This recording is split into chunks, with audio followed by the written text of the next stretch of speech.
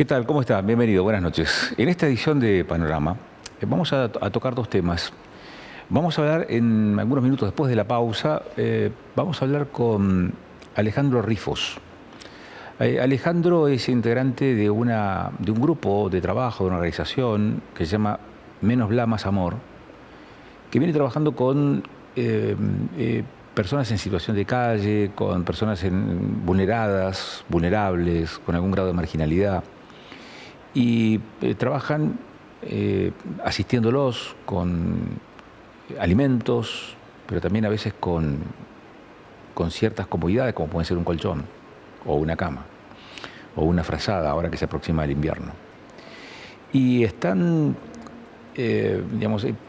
decidimos traer a Alejandro porque en estos últimos días el número sobre la cantidad de gente en situación de calle formó parte de la agenda pública, de la misma manera que la composición de ese número. Es decir, cuántos son residentes de la región que hoy han sido expulsados por el sistema y hoy están en una situación de vulnerabilidad total, y cuántos están en una situación de vulnerabilidad precisamente porque la región es un polo de atracción para migrantes internos del país, atraídos por las oportunidades laborales que pueda tener Vaca Muerta. ¿Sí? Por eso vamos a hablar con Alejandro Rifos. Y lo otro que vamos a charlar, en segundos nada más, es con Damián Canuto, que es legislador del PRO en Neuquén, acerca de esta convocatoria que se hizo para achicar la brecha que existe entre el servicio de justicia y la percepción que tiene la ciudadanía neuquina sobre el servicio de justicia. Sobre todo porque lo ven muy distante de las expectativas de la población en su conjunto. Y ahora han empezado a trabajar en la reformulación del Código Procesal, Civil y Comercial y también de Familia.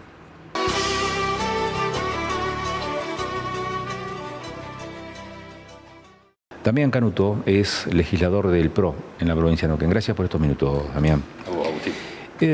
Cuando se habla de reformular el Código de Procedimientos en lo civil, comercial y de familia y separar, digamos, el capítulo de familia, ¿de qué se habla? De actualizar una herramienta legal como son los procesos, que en el caso de Neuquén viene ya hace muchos años, varias décadas, 5 décadas de vigencia tiene, y está desactualizado. Cuando estudiamos derecho de fondo y ya más avanzados en la carrera empezamos a ver el derecho procedimental de forma, y es el que hace práctica el ejercicio de los derechos, es el que rige, son las reglas que rigen el hacer efectivos los derechos allí cuando están vulnerados o en conflicto. Todo el mundo entiende de qué hablamos cuando hablamos de tribunales, es decir, el lugar donde concurren las personas a exigir justicia. Ahí rigen las normas del proceso. La realidad de Neuquén, como la de Argentina, como la del mundo, es otra, no es la misma que era hace 50 años. Son otros los parámetros con que la gente resuelve sus conflictos. Hoy, obviamente, el derecho moderno aporta mucho en la mediación previa, en la solución alternativa de conflictos, pero el fondo de la cuestión en cuanto a el último mecanismo por el que se resuelven los conflictos es el proceso de la materia que se trate, penal, civil, etc. Neuquén fue precursora en la sanción de un proceso penal muy moderno, fue la primera provincia que incorporó este procedimiento oral, con la incorporación del juicio por jurados.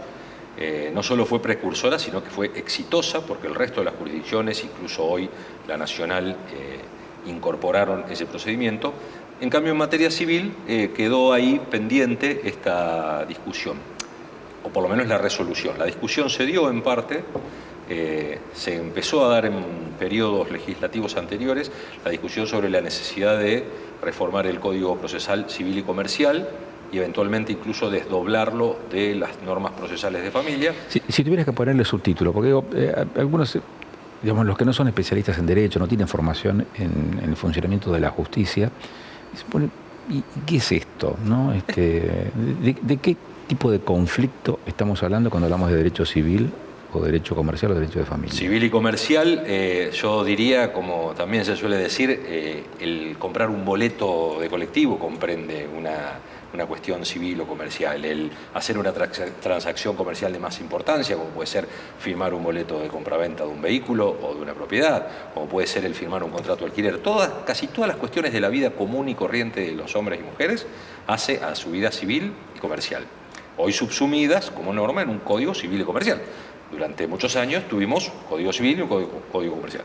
Y las de familia no tengo que decirlo porque por ahí está más íncito en la gente el entender, son los conflictos de familia que trascienden al individuo. Es decir, pues te hago esta pregunta que puede parecer un tanto ingenua, pero no lo es. Porque a veces cuando se habla en los medios de comunicación de la justicia, se habla mucho de la justicia penal.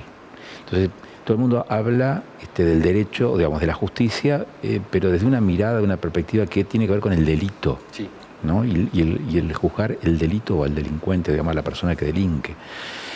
Cuando se habla de justicia, se habla mucho más ampliamente.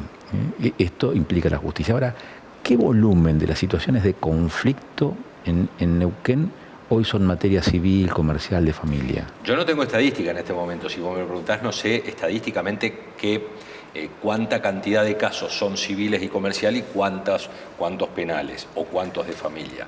Lo que te puedo decir es que el 100% de los casos que no son penales, haces bien vos cuando decís, uno piensa con ese sesgo de justicia o juicios y pensamos en lo penal, o por lo menos el común de la gente piensa en lo penal. Pero la gran generalidad de los conflictos se da por otras materias. Es decir, no hacen falta delitos para que la gente tenga problemas. La gente se pelea por la altura de una medianera, es decir, de la pared que separa una casa de otra. La gente se pelea porque chocó a las 7 de la mañana cuando llevaba a su hijo a la escuela y no se ponen de acuerdo porque piensan o creen convencidos que tienen un problema. O la gente se pelea porque se divorcia, ahí ya entramos en la materia de familia. Yo te diría que la generalidad de todos los casos que no son penales, en su grandísima mayoría son civiles comerciales, familia y la otra pata tan importante como es la del derecho del trabajo. Y el derecho del trabajo, el proceso de trabajo, tiene una ley especial que permite una regulación. No así la materia, o por lo menos no está actualizada la materia civil y comercial y la de familia. Y esta iniciativa viene en línea con esto, de modernizar, de buscar sancionar un procedimiento que vaya hacia la oralidad, hacia la hoy es todo escrito. Todo escrito hoy. Hoy es todo escrito. Papel. Todo papel. Aunque está informatizado, todo lo que ejercemos la profesión, sabemos que de unos años a esta parte, si se puede decir dentro de lo bueno que dejó la pandemia, si es que podemos pensarlo así como quizás como efecto positivo, fue que se informatizó la mayor cantidad de las acciones de un procedimiento. Es decir, la presentación de un escrito hoy está informatizada, no hay que llevarla en papel a una mesa de entrada, sino que se presenta digitalmente. Pero sigue siendo un escrito, sigue siendo una manifestación escrita que se expresa. El proceso oral tiende hacia la abreviación de los procedimientos en acciones justamente orales, presenciales, que obviamente facilitan mucho la obtención de un resultado, ya sea conciliatorio o de resolución judicial. Pero la oralidad, ¿por qué agiliza o dinamiza? Porque los textos son muy largos, los escritos son demasiado extensos, son difíciles de comprender, porque ameritan quizás segundas y terceras lecturas, mientras que la oralidad es más efímera en todo caso. No es solo porque sea oral, porque en definitiva lo escrito es oral, es puesto en papel. Uno podría decir, vas a decir lo mismo cuando tengas una instancia oral. No, lo que se abrevia también son los procedimientos, es decir, es el cara a cara que se busca que se dé con la presencia del tercero imparcial, es decir, donde ya las partes, esto descrito muy a grosso modo, no digo que sea el procedimiento que se va a aprobar, pero donde lo que se busca es el face to face, es la cara a cara de las partes en conflicto con sus representantes legales y con el tercero imparcial, que puede ser el juez o sus representantes, quienes lo suceden en la función, y que por lo tanto, agiliza mucho el trámite, simplifica, evita seguramente los artilugios a los que a veces un proceso escrito se presta, como son no solo la mala interpretación, sino la imposición a veces de recursos que no hacen más que dilatar. Ojo, también hay que hacer una salvedad, no es que haya un abuso, no es la regla. El procedimiento, cualquiera que haya ejercido como parte del derecho, el procedimiento las partes siempre tienden a buscar la solución de lo que consideran su derecho. Son pocas las medidas que son realmente dilatorias o que buscan entorpecer. Y existen cuando la litis está trabada y cuando quizá una de las partes sabe que solo el tiempo la puede favorecer, en qué medida, ahí en diferir la solución. Pero después, en general, yo puedo hablar por mí, pero estoy seguro que la mayoría de los colegas abogados pensarían lo mismo. La idea es la de resolver los conflictos, la de llevar adelante la resolución positiva, favorable. Pero bueno, lo oral comprime todo a instancias mucho más acotadas y presenciales, donde uno tiene que exponer su derecho e instar a que se tome una decisión que reconozca ese derecho. Punto. En distintas instancias, sí, pero resolviéndolo, no difiriéndolo a incierta cantidad de audiencias o de presentaciones. La demora digamos, en la sustanciación de los trámites judiciales o de las acciones que se dirimen en la justicia, ¿se explica por el procedimiento o se explica por el volumen, por la cantidad de causas que están...? Bueno, claro, si uno lo mira desde el lado de la administración de justicia, el volumen afecta, incide. Y hay materias como estas que están sobrecargadas de trámites. Igual, hace ya tiempo que la provincia hace un esfuerzo grande en brindar los elementos al Poder Judicial. ¿Qué es los esfuerzos? Económicos. Se pone el plata en la justicia. El recurso humano. Es decir, cada vez que nosotros sabemos que se amplía la dotación de personal de recursos humanos en el servicio de justicia, lo que se está buscando es que haya más personas que resuelvan. Cuando el conflicto versa sobre esta cuestión, o al revés, cuando no hay servicio de justicia por X motivo, por lo que sea, salarial o lo que sea, quiero descontextualizar esto de ese problema en particular, y el servicio de justicia no está, lo que está en problemas es justamente la persona que está reclamando ese servicio. Ahora, ustedes como legisladores todos los años aprueban el presupuesto de la provincia. Uno de los capítulos es el presupuesto también de los distintos poderes, entre ellos el Poder Judicial. Pero también se sabe que todos los años el presupuesto es deficitario, sí, que no alcanza lo que tiene originalmente asignado como ingreso el Poder Judicial para cubrir las erogaciones que tiene el propio Poder Judicial.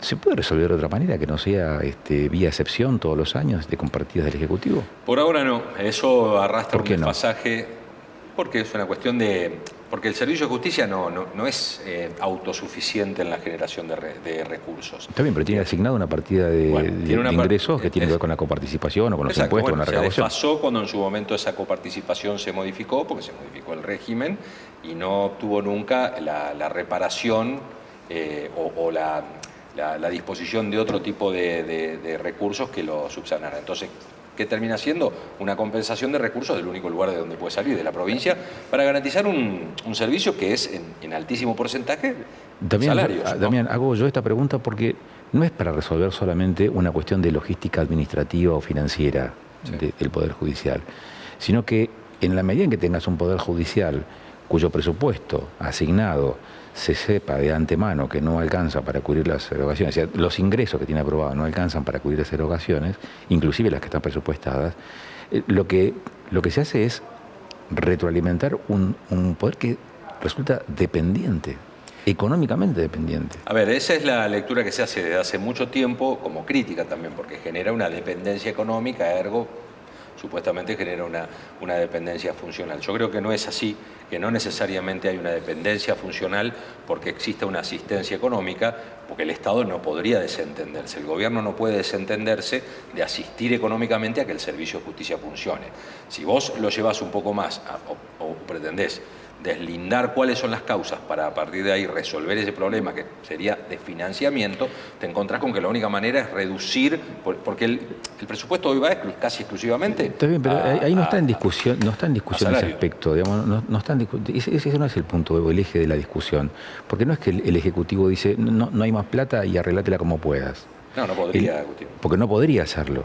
Ahora, el punto es ¿qué hay en la negociación en el medio? Bueno, sí, tenés más plata, pero hay que funcionar de esta manera. Bueno, eso existió y existe.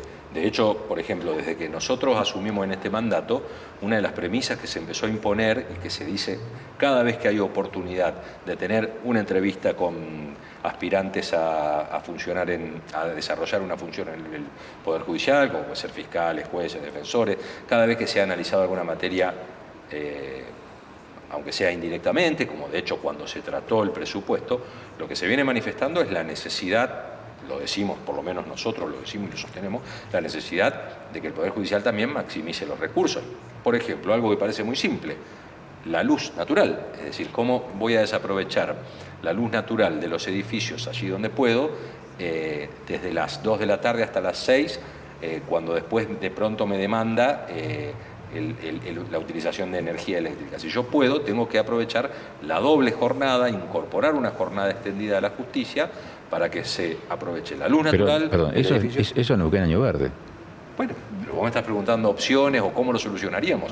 Hay opciones. Hoy se propone. No, yo estoy de acuerdo con con la eso, presencia territorial del funcionario también. Estoy de acuerdo, y no solamente por una cuestión de funcionamiento, de aprovechar el recurso natural, que en este caso es la luz. Es decir, bueno, un comerciante atiende a la mañana y también atiende a la tarde. Además, y la demanda de un ciudadano cualquiera se puede producir a la mañana, pero también a la tarde, como los feriados de los fines de semana. Bueno, pero son temas que por lo menos hoy se los habla y se los dice. De hecho, por ejemplo, el gobernador lo ha manifestado muchas veces, por eso nos sentimos nosotros como bloque con la libertad de esto decirlo, le guste a quien le guste, de que es necesario de que en esto se maximicen los recursos, de que un funcionario judicial, que es un funcionario muy calificado, muy bien pagado, vaya al territorio, atienda dentro del territorio, de su órbita, de su competencia, atienda, transite, circule, que no se quede dentro de su jurisdicción en un escritorio esperando que la causa venga, que vaya a atender la causa donde está. Especialmente esto se ve mucho en materia de familia también,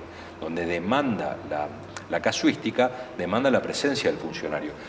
Y te diría que hoy está generándose una gran conciencia, es decir, es difícil hoy escuchar a un aspirante a funcionario judicial que no reconozca esto, la necesidad de ir hacia el territorio. Es impensado que hoy alguien aspire a ser fiscal o defensor y pretenda ejercer la función desde un despacho acá en la ciudad de Neuquén. Hoy es una exigencia que se pide, la de trasladarse, ni hablar de radicarse en el lugar de la prestación de sus tareas. El tema ya fue, o sea, la discusión ya se planteó en su momento en la legislatura y no prosperó, quedó trunca. ¿Hoy está la decisión política de avanzar en esto? ¿O de repetir la historia? Con esta cuestión de... Sí. No, de hecho, como te digo, se está ejerciendo. No hay ninguna entrevista que se dé en la que se pueda pasar... No, perdón, la reformulación de los códigos. Sí, bueno, de hecho fue una convocatoria espontánea que generó el gobernador, que incluso a quienes formamos parte del interbloque nos sorprendió gratamente, porque significa retomar la posta sobre un tema que quedó inconcluso.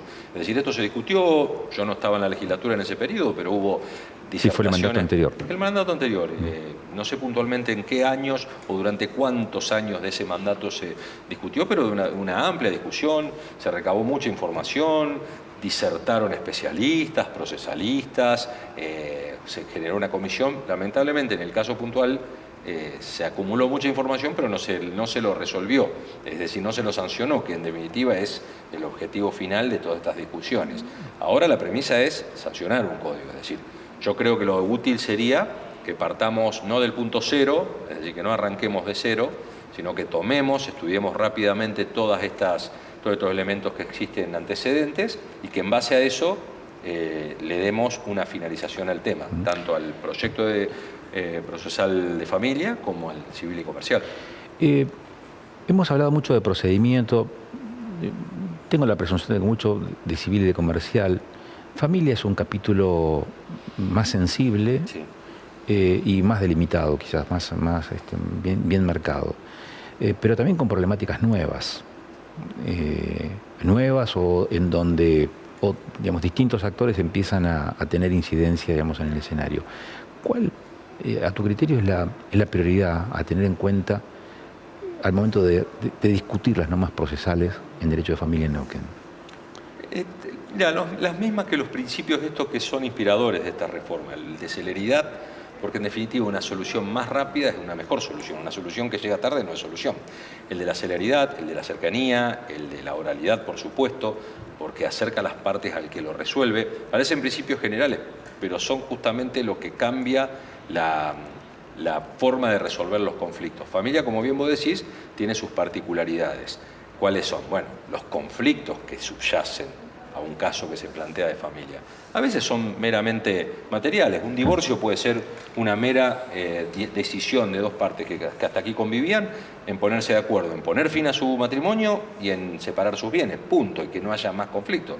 Ahora, cuando implican alimentos para los hijos menores, tenencia de los hijos menores, ni hablar cuando intervienen cuestiones de violencia doméstica, etc. Bueno, ya ahí hay implicancias que hacen a la especialidad y que requieren de una herramienta más rápida. La posibilidad de que un juez de familia tenga una herramienta procesal rápida para rápidamente darle cabida a recibir ese conflicto, rápidamente interiorizarse cara a cara, como te digo, cuál es ese conflicto. Porque pensemos, hay veces, también en los últimos años esto se solucionó un poco porque hay un mayor contacto de los jueces, pero en abstracto, un proceso escrito hacía que a veces el juez nunca tomara contacto con las partes interesadas en resolver, entonces se perdía acá la posibilidad de ver cuál es el conflicto de los menores. Bueno, porque tiene que ver con la imagen de la justicia, bueno, justamente. La figura de una persona con una venda en los ojos.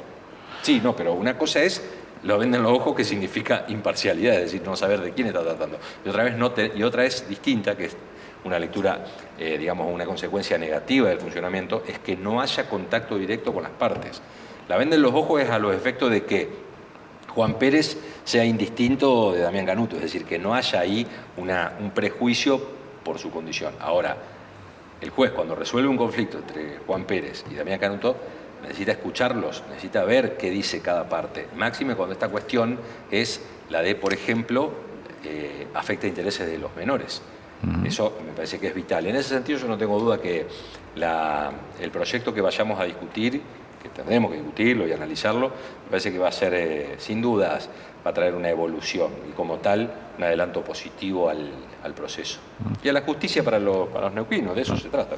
Tengo una pregunta de riesgo, digo por las interpretaciones subrepticias que se podrían hacer, pero hay un tema que para algunos es imperativo y para otros es una visión, y como toda visión es parcial, ¿no? Que es cómo se materializa o cómo se va a volcar en este nuevo código que está en proceso de elaboración, la civilidad comercial y familia, respecto a la perspectiva de género. Entiendo que debe estar incorporado. Yo no lo vi, te repito, no vi los proyectos, esto fue ayer, la convocatoria. Entiendo que seguramente debe estar incorporado porque la perspectiva de género no es ya una cuestión solamente procesal, sino que es de derecho de fondo, es decir, todas las normas ya hoy tienen incorporado la necesidad de que todo se haga con perspectiva de género, y está bien si me preguntás, todo tiene que tener el sesgo necesario para incorporar aquellas cuestiones que por la letra dura de la ley en su formato histórico no estaba. ¿Por qué? Porque bueno, tenemos una constitución liberal que declaraba ante todo principios de igualdad y que obviamente en esa igualdad pretendida no estaba la igualdad real. Y sabemos todos, por experiencias personales, históricas, de familia, que la igualdad de género en ese sentido se veía siempre sesgado, limitada, en materias laborales por lo que se conoce como el techo de cristal, en materia de familia por las cuestiones intradomésticas. En definitiva, hoy creo que todo está atravesado por la perspectiva de género. Yo no soy un especialista en la materia, pero no tengo dudas y pongo mis votos en que el tema va a estar y debe estar presente. Se me ocurre que cualquiera de los anteproyectos que trabajemos lo debería tener incorporado. Si no lo tuviera, seguramente no va a tardar en aparecer la observación perspicaz de quien la discusión irá para incluirlo. Esto no está atendiendo la perspectiva de género. ¿Sale este año? Espero que sí, creo que sí. Hoy el gobernador dijo que él esperaba que salga antes de fin de año, especialmente el de familia. Pues la diferencia está en que el de familia tiene un anteproyecto. Si bien no se discutió, tiene un anteproyecto, lo cual da cierto respaldo doctrinario, académico. Es decir, cuando un especialista se aboca a redactar, seguramente lo hace con la vocación de integralidad. Es decir, redacta de principio a fin un proceso. Y el civil y comercial, en cambio, fue un cúmulo de normas y opiniones, no estaba redactado como un boceto. Yo creo que el de familia, si se analiza y amén de las observaciones, correcciones, modificaciones que se le pudieran hacer, estaríamos en condiciones de que si lo estudiamos lo podamos sacar. Por mi parte, estoy para eso, así que, y el tema me gusta, me interesa, porque también es de mi profesión, hacia mi profesión liberal autónoma, así que por supuesto con mucho gusto pondremos todo el esfuerzo que sea necesario para que si lo podemos sacar cuanto antes, mejor.